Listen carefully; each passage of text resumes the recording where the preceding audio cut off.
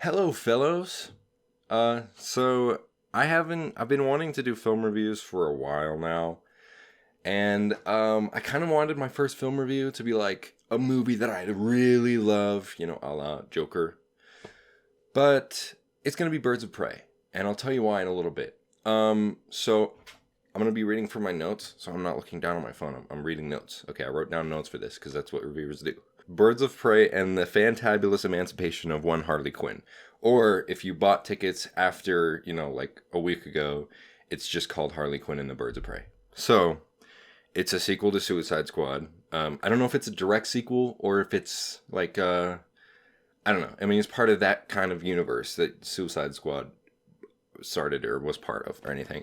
It was written by Christina Hodson and it was directed by Kathy Yan or Yan. I'm not sure how it's pronounced, but I liked the movie a lot. I liked it a lot. So because there are not generally, there are more positives than negatives. So I'm going to start with the negatives. There's three main things that I was kind of iffy about. And one of them was just generally the timeline, the pacing. Not to spoil anything, but the movie goes for a little bit, and then it's like, oh, we got to go back and talk about this, and then it goes for a little bit, and then it's like, oh, we got to go back even further and talk about this, and they didn't have to do that. I was in the theater, and I was like, dude, I don't even know if I'm gonna follow this plot line. I didn't know who anyone was. I mean, I already hadn't seen Suicide Squad before watching this. So I was going to be confused no matter what. Actually, that's one positive that came from that, though. From someone who didn't see Suicide Squad, besides the timeline being all weird, I was very well aware of what was going on. It told you.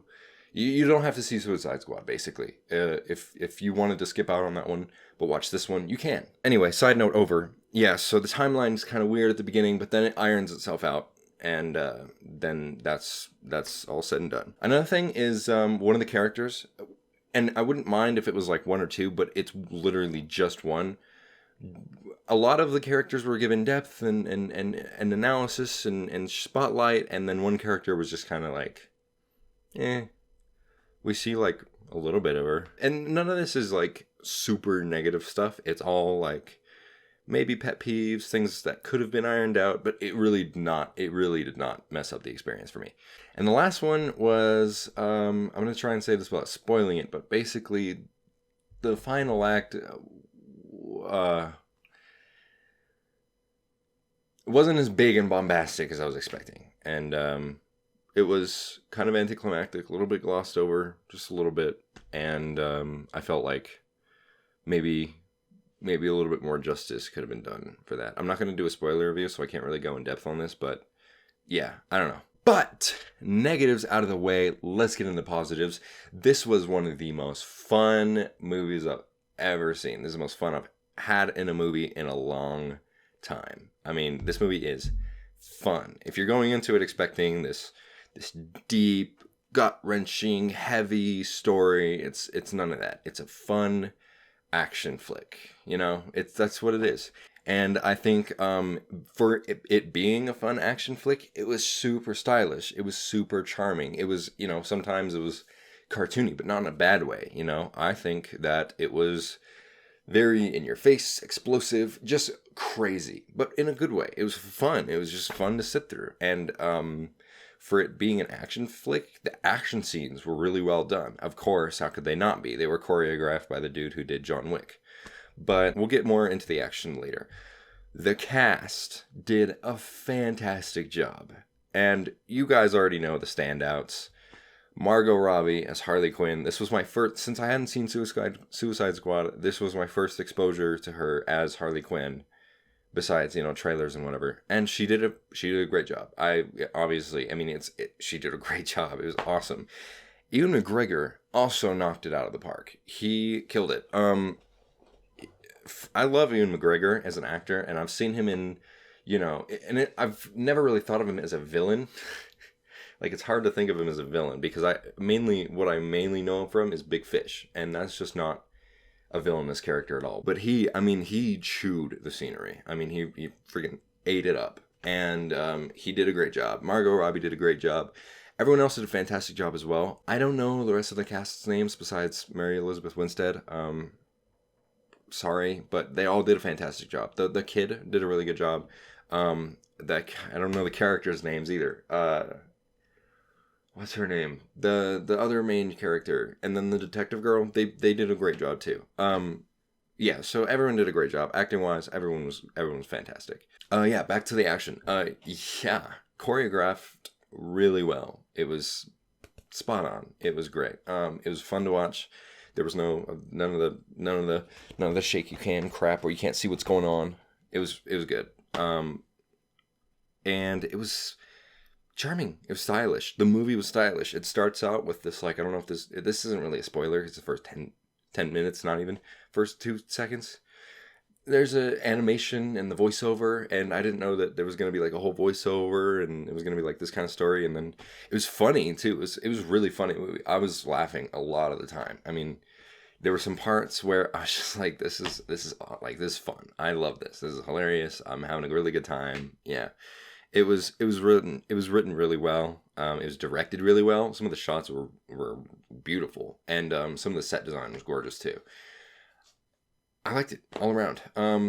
And this isn't in my notes, but I actually just realized this. I can't spoil anything, but there is a point in the movie where a character that the movie did kind of a risk. A character you're supposed to be attached to and grow attached to makes a pretty big mistake. And usually you don't see movies making their main their characters that you're supposed to like be invested in do something that you already know isn't going to sit well with an audience. And it was a huge risk. It paid off. And I thought that it added a lot of depth to that character, because not everyone is going to see something in the right perspective all the time. And so I just thought that was a really cool, nice touch. Maybe it's just me. Oh, yes. And the plot was, speaking of the writing and the plot, it was more than just villain bad coming for Harley Quinn, there was more to it.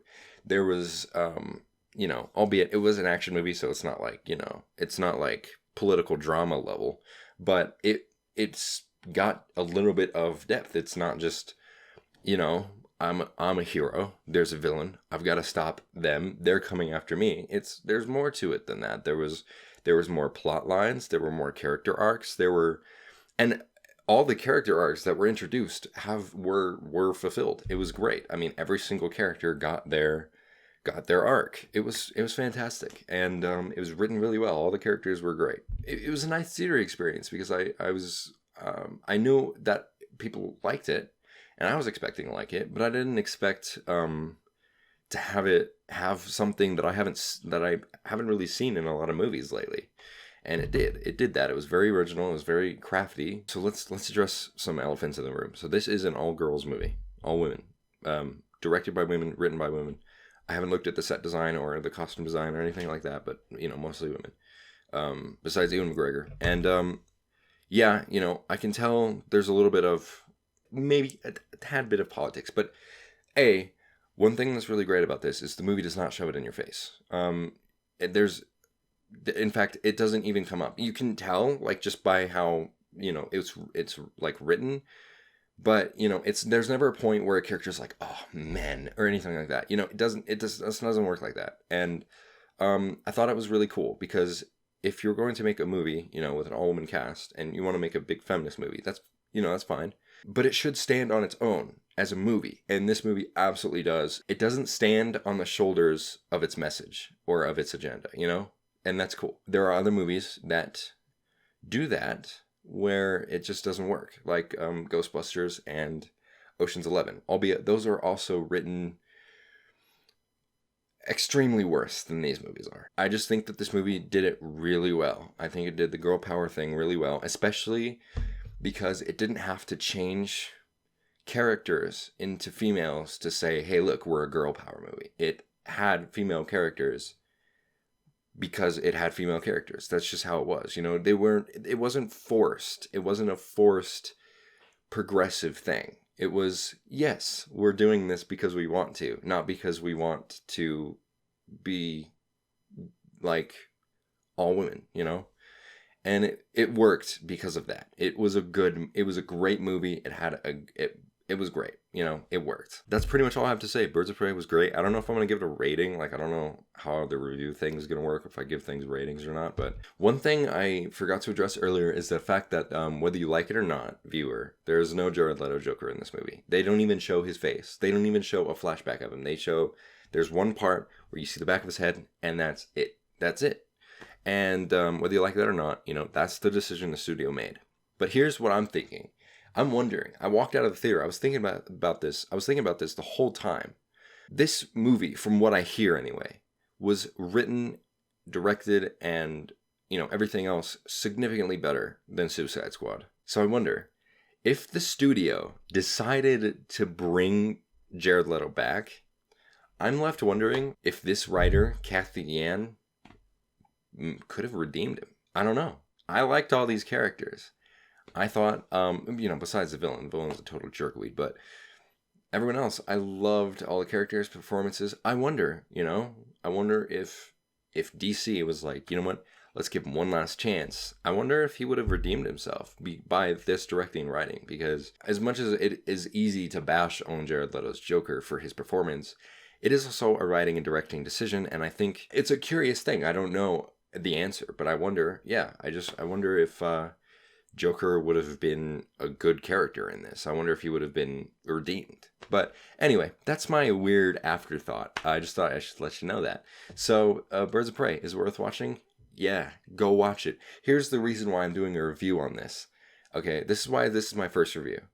This movie's not making that much money. But it deserves to be making that much money. It deserves to be making just as much as Joker and all the other DC movies have made. You know, Shazam, Aquaman. It deserves that. You know, just because it's tied to Suicide Squad does not mean it's bad. So, do me a favor. If you're watching this review, if you made it to this point, thank you for watching. Do me a favor. Go watch Birds of Prey if you haven't. Just go see it. It's great. It's great. If you don't like it, I'll eat my hat. But anyway, thank you for watching. Hope you enjoyed. Next review sometime soon. Bye.